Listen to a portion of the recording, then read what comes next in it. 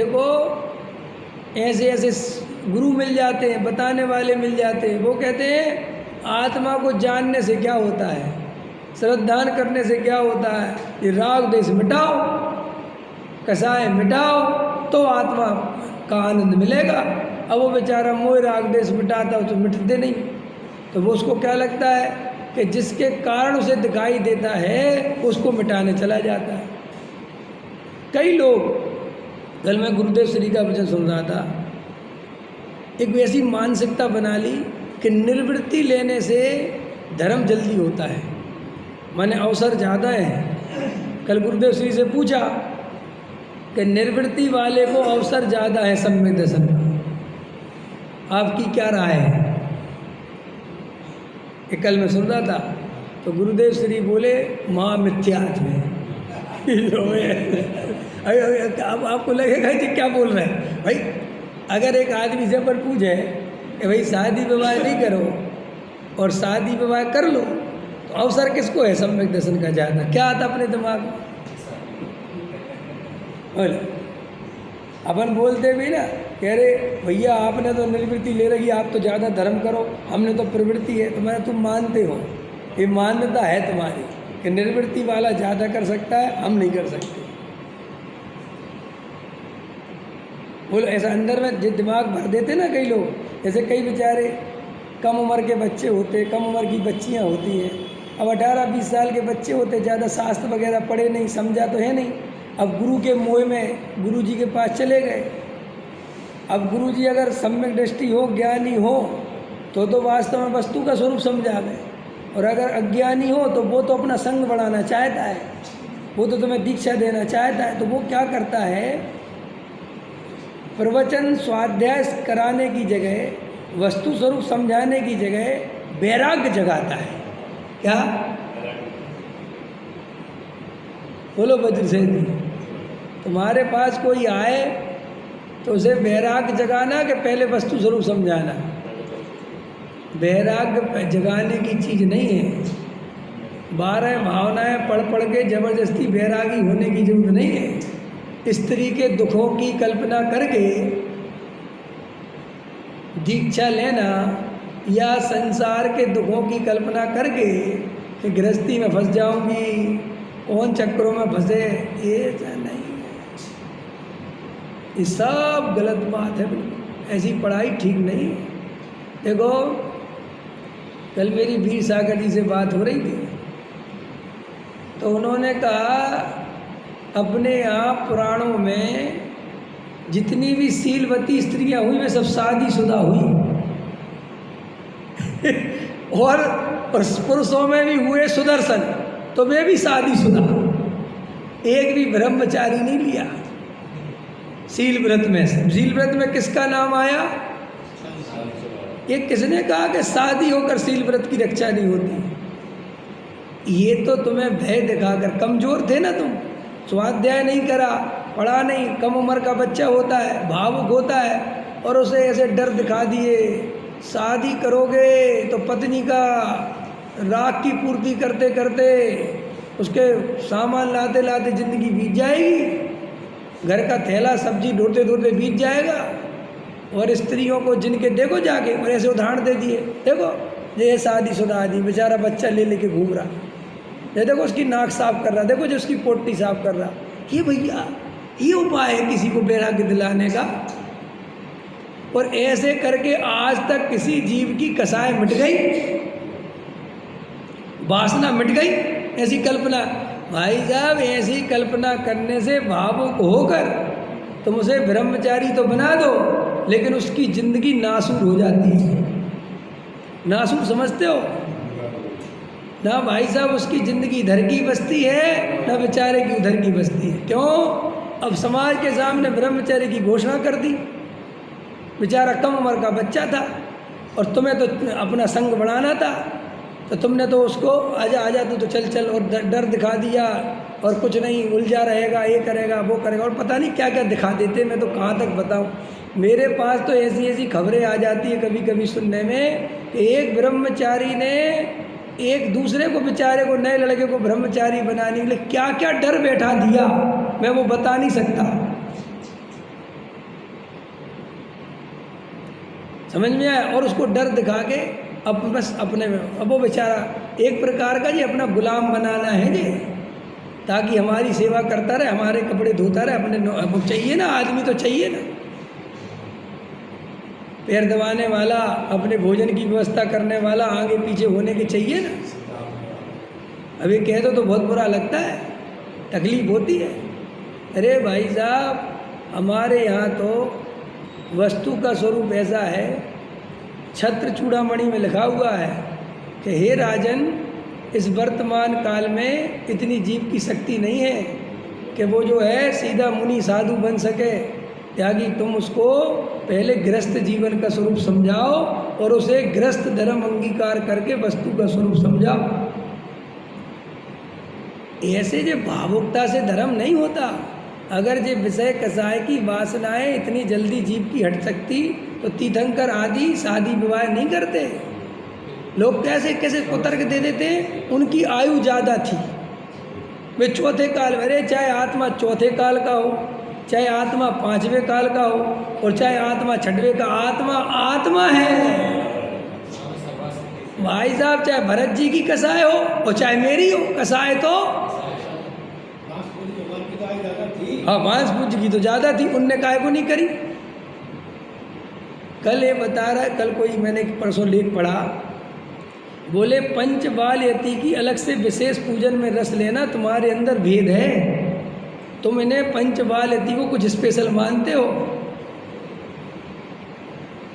बोले क्यों बनाई तुमने ये पंच बाल यति की, क्या जरूरत है, सबरे तीर्थंकर एक समान एक दृष्टि रखो, जे तुम भेद भेद प्रभेद क्यों करते हो। शांतिनाथ कुंथनाथ अरयनाथ, यहाँ भरत जी बाहुबली आदिनाथ, सब जोड़ी बनाने के चक्कर में लगे, सबको जोड़ियाँ बहुत पसंद हैं।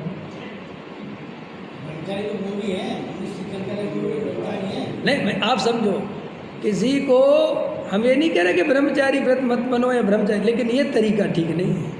उसकी उतनी शुद्धि हो, उसके जीवन में वैसे ही सम्यक दर्शन आदि की उसे प्राप्ति हो, सही तत्व निर्णय हो और सात्विक योग प्रतिमा के परिणाम हो, तो वो ब्रह्मचर्य है। बाकी तो निर्वृत्ति है, वो ब्रह्मचर्य है ही नहीं।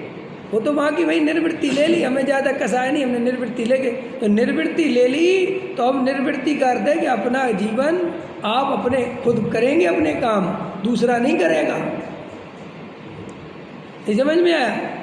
लेकिन डॉक्टर साहब तो कहते थे जिनको मुनिराजों की व्यवस्था बनानी थी वे ही मुनिराजों के साथ हो गए। नहीं समझ में, वे उनके ही संग में हो, तो सारा बोझ किस पे आ गया, आवृत्ति पे। भाई वृत्ति तो उनके साथ चले गए और सारा बोझ किस पे आ गया, आवृत्ति पे, और आवृत्ति असंयमी, तो अब भोजन शुद्ध कहाँ से होगा। आज जो इतना हल्ला मचता है अशुद्ध अशुद्ध अशुद्ध, तो भाई जिनको शुद्ध का ठेका जिनका था वे तो खुद ही दूसरों के भरे से हो गए, अशुद्ध वालों के। भाई 3 गुण स्थान है ना, 4 हैं, पहला, चौथा, 5वां, 6वां। अब सुनो ये सिस्टम कैसा है कि 6वां वाला जो गुणस्थान है, 6वां 7वां, उसके भोजन आदि की व्यवस्था देखता है 5वां गुणस्थान वाला। ठीक है, 5वां गुणस्थान वाला 4थे गुणस्थान को धर्म समझाता है, तो वो 4था वाला उसको देख देख के 5वें की तैयारी करता है, 5वां वाला मुनिराज को देख देख के मुनि बनने की तैयारी करता है, और पहला वाला वो 4थे की श्रद्धा से, स्वाध्याय से वो 4थे की तैयारी करता है। समझ में, सिस्टम है ना बिल्कुल व्यवस्थित। अगर उसको ध्यान से देखा जाए तो बहुत वैज्ञानिक सिस्टम है वो।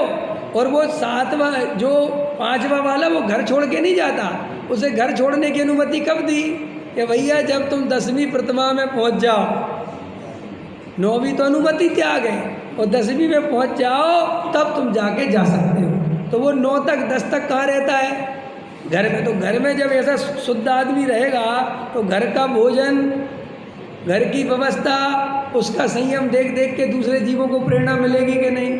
भाई मुनिराज तो जंगलवासी, एकांतवासी, वनवासी होते हैं, रोज रोज थोड़ी मिल जाएंगे मुनिराज तुम्हें, रोज मिल जाएंगे क्या मुनिराज हैं। मुनिराज तो कभी कभार मिलेंगे।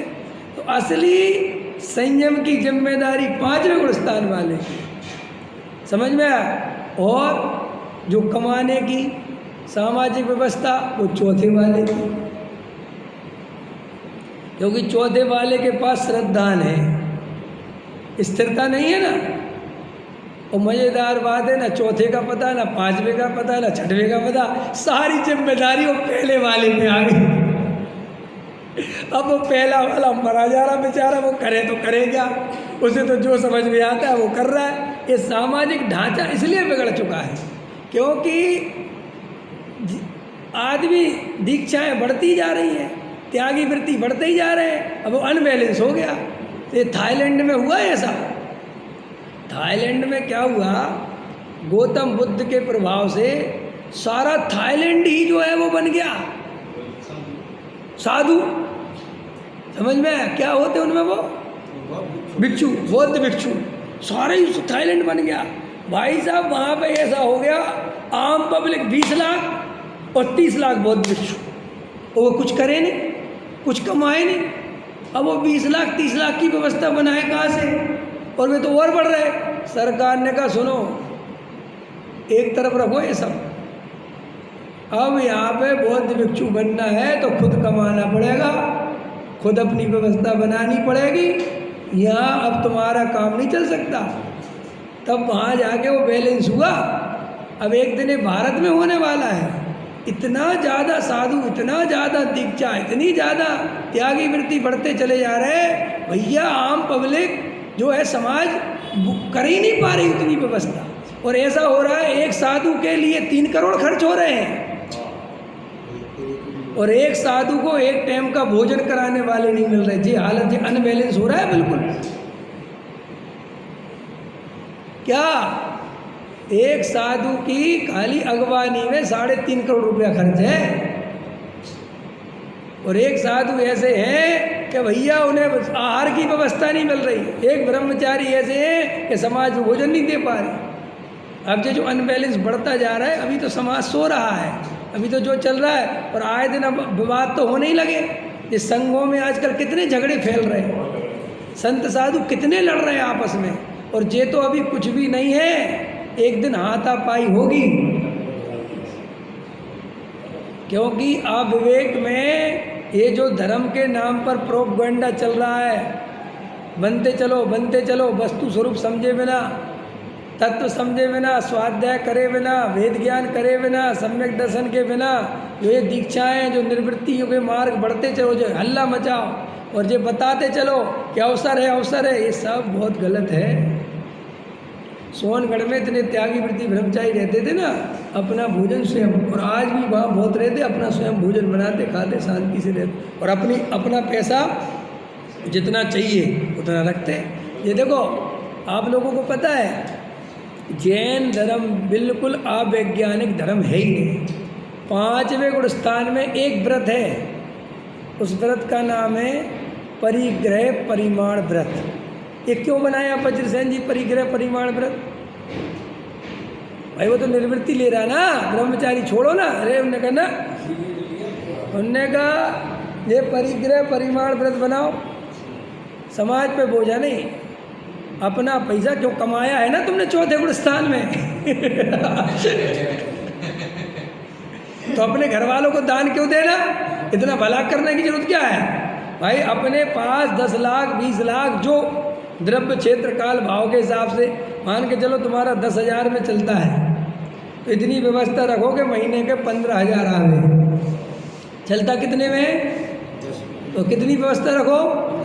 क्यों कि महंगाई भी बढ़ती है, और सब द्रव्य क्षेत्र काल भाव के कितने साल अभी आयु हो सकती है, और कितनी महंगाई बढ़ सकती है, वो सब जब 7वां वेतन आयोग 8वां वेतन आयोग लागू कर दी ना गवर्नमेंट, ऐसे सब सोच के अपना विचार करके उतनी व्यवस्था कि साहब वो पैसा तो कुछ नहीं, उतना पैसा रखो, उसका ब्याज लेते रहो, वो पैसा उतना ही रहेगा, वो बढ़ना ही नहीं।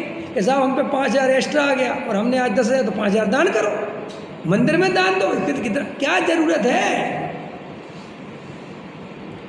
डॉक्टर साहब के पास एक ब्रह्मचारी जी है, दादा सुनाते थे, बोले साहब मैंने 10 लाख का परिग्रह परिमाण लिया था, अभी 20 लाख हो गए, मैं क्या करूं? बोले 10 लाख दान कर दो, इसमें क्या है, इसमें क्या है? लेकिन अंदर वो लोभ कसाए तो गई नहीं। आया समझ में कि नहीं? अब उसका मान चाहिए अगर कहीं देते हैं तो।